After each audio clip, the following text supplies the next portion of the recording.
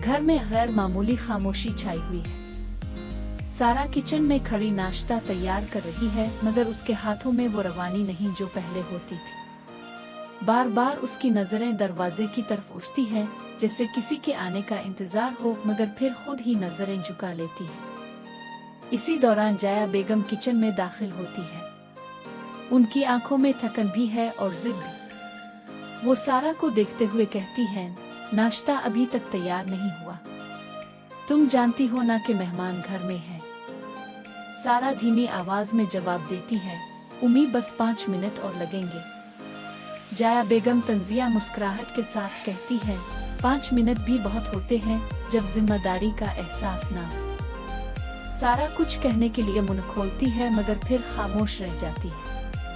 वो जानती है कि हर जवाब एक नई बहस को जन्म देगा। ड्राइंग रूम में सलमान अपने वालिद के साथ बैठा होता है।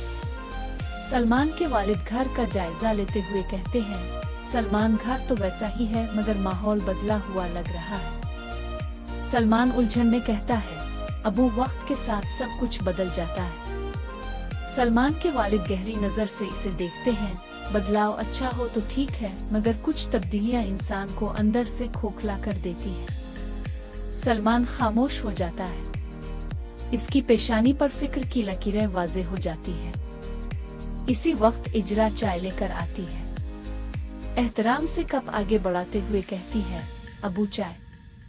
सलमान के वालिद मुस्कुरा कर कहते हैं, जज़ाक अल्लाह बेटा, तुम बहुत सलीके वाली हो। ये जुमला सुनकर सारा जो दरवाजे के पास से गुजर रही होती है, एक लम्हे को रुक जाती है। इसकी आंखों में चुभन सी उतर आती है, मगर वो कुछ कहे बगैर आगे बढ़ जाती है। कमरे में जाया बेगम और समन बैठे आपस में बातें कर रही होती है। जाया बेगम आहिस्ता आवाज में कहती है, समन मैं नहीं चाहती कि तुम्हारे भाई की जिंदगी में मजीद मसाइल आए। सारा को जरा हद में रहना चाहिए। समन हल्का सा सर हिलाकर कहती है, उम्मीद वो वैसे ही हसास है। जाया बेगम सख्त लहजे में बोलती है, हसासियत घर नहीं चलाती, उसूल चिल्लाते हैं। दूसरी तरफ सारा अपने कमरे में आकर दरवाजा बंद कर लेती है।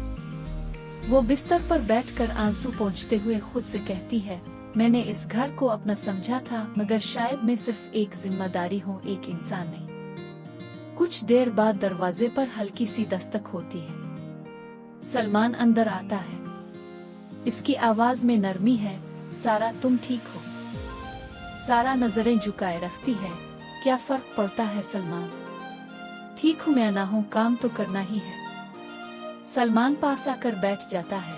मैं जानता हूँ उम्मीद सख्त है, मगर वो बुरी नहीं है। सारा तल्खी से मुस्कुरा देती है, बुरी या अच्छी होने का फैसला तब होता है जब इंसान सामने वाले का दर्द समझे। सलमान खामोश हो जाता है। इसके पास कोई जवाब नहीं होता। इसी लम्हे जाया बेगम की आवाज आती है, सलमान जरा उधर आओ। सलमान बाहर जाता है। जाया बेगम फौरन कहती है, तुम अपनी बीवी को समझाओ। घर में बड़े हों तो जुबान और रवैया दोनों काबू में होने चाहिए। सलमान हिचकिचाते हुए कहता है, उम्मीद वो बस थकी हुई है। जाया बेगम तेज लहजे में जवाब देती है, थकन का मतलब ये नहीं कि नज्म और ज़ब्त खत्म कर दिया जाए। सलमान के वालिद ये सब सुन रहे होते हैं। वो अचानक बोल उठते हैं, जाया अगर इजाजत हो तो मैं कुछ कहूँ। जाया बेगम चौंक जाती है, जी जरूर। वो संजीदगी से कहते हैं, घर नज्म से नहीं तवाजुन से चलता है। अगर एक फर्द दब जाए तो घर खड़ा तो रहता है, मगर अंदर से टूट जाता है। कमरे में खामोशी छा जाती है। जाया बेगम के चेहरे पर नागवारी वाज़ेह होती है, मगर वो कुछ नहीं कहती। शाम के वक्त सब खाने की मेज पर बैठते हैं। माहौल बोझल है। सारा खामोशी से सालन रखती है। जाया बेगम अचानक कहती है, नमक कुछ कम है। ये सुनते ही सारा के हाथ कांप जाते हैं।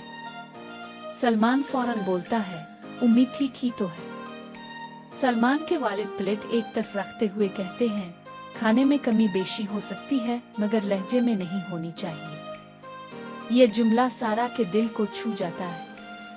पहली बार इसे लगता है कि कोई उसके एहसासात को समझ रहा है। रात को सारा खिड़की के पास खड़ी आसमान को देख रही होती है। वो आहिस्ता से कहती है, अल्लाह मुझे सब्र दे, मुझे हिम्मत दे कि मैं अपने लिए खड़ी हो सकूं। पीछे से सलमान आकर खड़ा हो जाता है। वो नरमी से कहता है, शायद अब चीजें बदलने वाली है।